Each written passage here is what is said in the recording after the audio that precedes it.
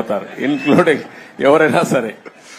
నేను సిద్ధంగా ఉన్న షార్ట్ ట్రీట్మెంట్ ఇవ్వడానికి.